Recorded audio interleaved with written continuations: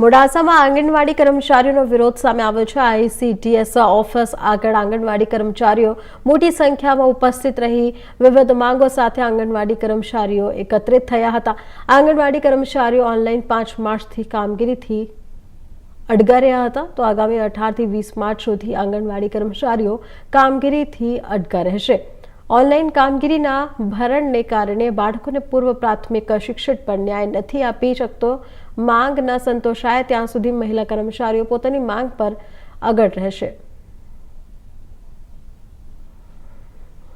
આજે અમે ગુજરાત આંગણવાડી કર્મચારી સંગઠન તરફથી અમારા યુનિયને નિર્ણય કરેલો છે કે અમે તારીખ 5મી માર્ચથી જે ઓનલાઈનની કામગીરી બંધ કરેલી હતી તે આજ દિવસ સુધી સરકારશ્રીએ અમારા કોઈ પ્રશ્નોનું નિરાકરણ કરેલું નથી, જેના કારણે હવે અમારા યુનિયને નિર્ણય કરેલો છે કે આગામી 18 માર્ચથી 20 માર્ચ સુધી અમે કામથી દૂર રહેવાના છીએ અને જે રજા રિપોર્ટ ભરી અને આજે આવેદન પત્ર માટે આવેલા છીએ।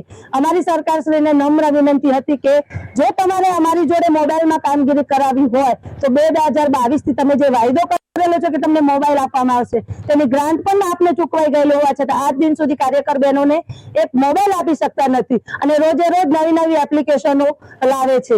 એપ્લિકેશનો અને ઓનલાઈનની કામગીરીનું ભારણ એટલું બધું વધી ગયું છે કે બહેનો બાળકોના પૂર્વ પ્રાથમિક શિક્ષણ ઉપર બિલકુલ ધ્યાન આપી શકતી નથી। તો સરકારશ્રીને અમારી નમ્ર વિનંતી કે ઓનલાઈન કામગીરી કરવાની ના નથી, પરંતુ એના માટે તમે અમને સારા એવા મોબાઈલ આપો। ગ્રાન્ટ તો ઓલરેડી ચૂકવાઈ જ ગઈ છે। દરેક 1 લાખ રૂપિયાના કર્મચારી હોય એને તમે કોમ્પ્યુટર આપો, લેપટોપ આપો તો 10,000 ના માનદ વેતનવાળી બેનો 10,000 ના પગારમાં કેટલું કામ કરશે? અને અમે અમારા પર્સનલ મોબાઈલની અંદર પણ આજ સુધી કામ કરેલું જ છે, પરંતુ અમારા મોબાઈલ હવે હેક મારવા લાગે છે।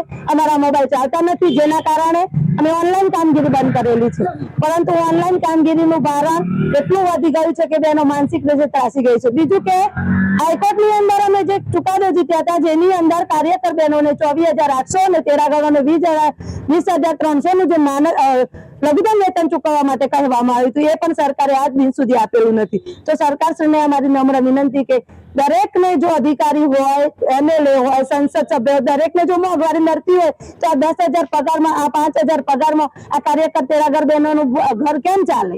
આ 3 દિવસની અંદર અમારા 18મી માર્ચથી પ્રોગ્રામ જે ચાલુ થાય છે એને સૌથી પહેલાનો 18 માર્ચનો દિવસ છે, એ દિવસે અમે તાલુકા પંચાયતે ધરણા કરીશું।